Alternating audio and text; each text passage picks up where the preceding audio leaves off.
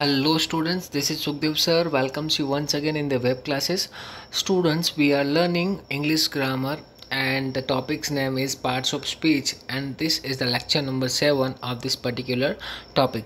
In the previous video, we have understood the conjunctions, meaning of conjunction, the kinds of conjunctions in which we have understood coordinating conjunctions as well as subordinating conjunctions.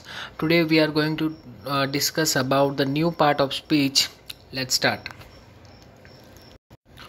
Students, this is the topic about which we are going to learn today: interjection and exclamation. Interjection and exclamation, जिसका meaning हम देख लेते हैं. A word which is used to express emotion or sudden feeling is called an interjection. क्या बोला है? Emotion. Emotion किसी भी टाइप का हो सकता है, आपको समझाने की ज़रूरत नहीं है. सडन फीलिंग, सडन फीलिंग जो है हैप्पीनेस की भी हो सकती है. हो सकता है आप ओवर एक्साइटेड हो, बहुत ओवर एंथुजियास्टिक हो, तो उस वजह से भी आप में सडन फीलिंग आ सकती है. या फिर बहुत सैड हो तो उस टाइम पर भी जो है सडन फीलिंग आ सकती है. A word which is use to express emotion और sudden feeling is called an interjection. For example, hurray I won the match. अगर मान लो आप मैच जीत जाते हो, चाहे कोई भी मैच हो, क्रिकेट मैच हो, फुटबॉल मैच हो, चेस मैच हो, बराबर, हुर्रे मतलब हिप हिप हुर्रे. तो यहाँ पर जो है वर्ड यूज़ किया गया है that express the feeling, emotion. ठीक है, जैसे अप्लॉज, जॉय, सरप्राइज, सोरो, इनविटेशन, अटेंशन और contempt. These are the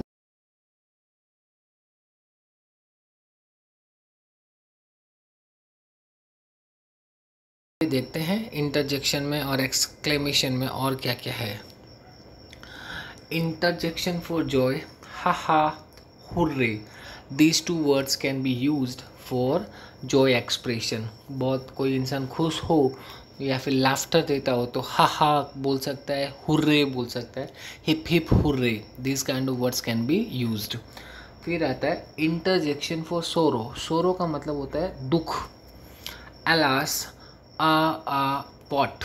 alas means ये सेंटेंस इस तरीके से दिया हुआ है: if you came to know about a sudden death of someone who is your relative or a person whom you know very well, तो आप एलास वर्ड का यूज़ कर सकते हो टू सोरो, टू कंसोल, बराबर. तो कंसोलिडेशंस अगर आपको एक्सप्रेस करना हो तो वहाँ पर भी आप सोरो का यूज़ कर सकते हो for a word alas. Interjection for surprise, हा, वाट, हो. सरप्राइज में तो हा भी हो सकता है, वाट भी हो सकता है, हो भी हो सकता है, और नॉर्मली ओ भी हो सकता है, O H exclamation. This can be used for the surprise. Interjection for contempt, for shame, pshaw, fie, pooh. Means कभी कभार ऐसे कुछ इवेंट्स, इंसिडेंट्स हो जाते हैं जिसमें लाइक अभी अपने कंट्री में देखते हो तो बहुत सी ऐसी चीज़ें होती है जो मतलब इनह्यूमन, इनसेन टाइप की होती है नॉर्मली, जिसमें मतलब मानवता को शर्मसार किया जाता है. लाइक रेप हो रहा हो या फिर बहुत सी ऐसी चीज़ें होती है जो सोशल मतलब समाज को गिरा देने वाली, शर्मनाक करने वाली हरकतें होती है. तो वहाँ पर जो है कंटेम्प्ट का यूज़ कर सकते हो आप. Interjection for applause, bravo, backup.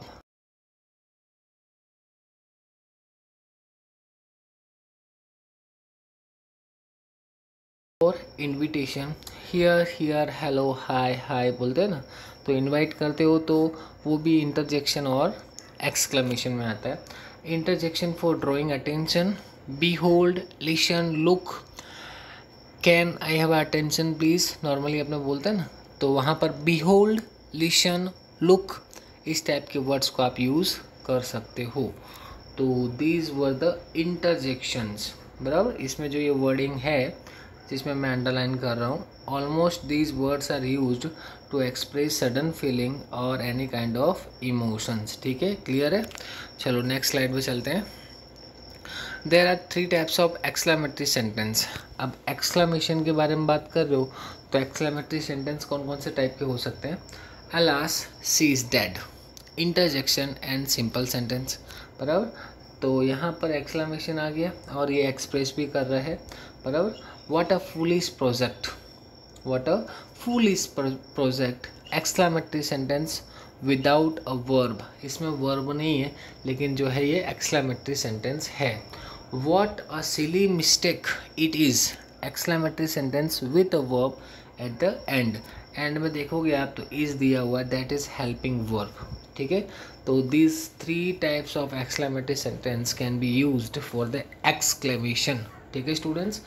तो ouch, oh, ah, alas, these words are used to express interjection as well as exclamation, ठीक है स्टूडेंट्स। चलो अब ये है एक्सरसाइज आपके लिए। इन वर्ड्स का यूज़ करना है, behold, listen, look, haha, hurray, ha, what, hope।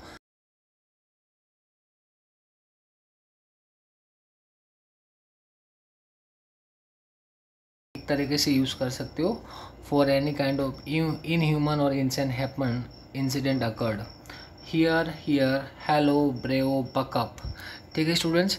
तो इन वर्ड्स का आप यूज़ करके आपको सेंटेंसेस बनाने हैं, प्रिपेयर करने हैं।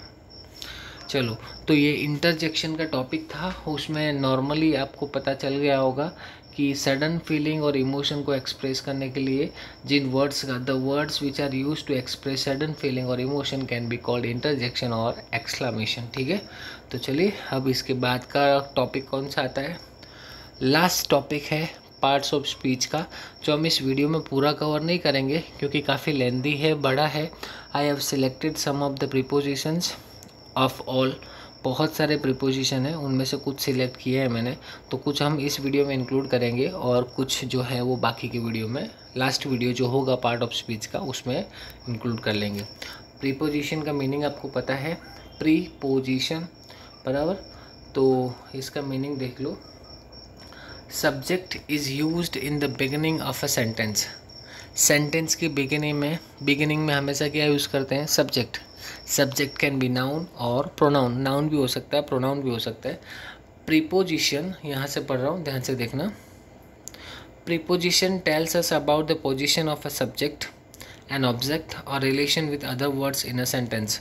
एक सेंटेंस में सब्जेक्ट का, ऑब्जेक्ट का, अदर वर्ड्स के साथ क्या रिलेशन है, ये कौन बताता है, प्रीपोजिशन। फॉर एग्जाम्पल से देखोगे तो ज़्यादा क्लियर होगा। देखो, मिस ऑक, this is the name of a lady. Miss Oak is sitting under the tree. Miss Oak is sitting under the tree. The tree,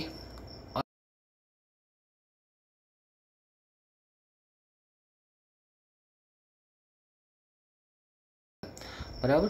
तो ये सब्जेक्ट और पोजीशन है, तो अंडर वर्ड यूज़ किया हुआ। What is the position of miss ऑक, तो under the tree, ठीक है स्टूडेंट्स। ये देख सकते हो, पिक्चर में भी बताया आपको। एक और एग्जांपल लेते हैं।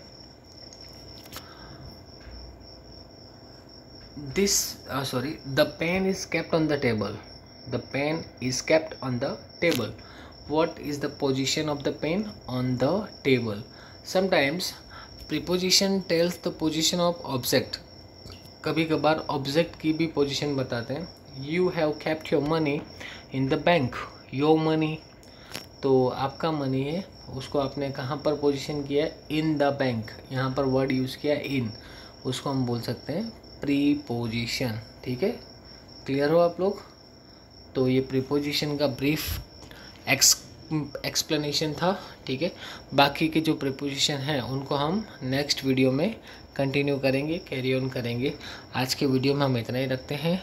Till then, stay home, stay safe, and do watch the videos of parts of speech and other videos of accounts और English, ठीक है स्टूडेंट्स। चलिए मिलते हैं नेक्स्ट वीडियो में, बाय बाय।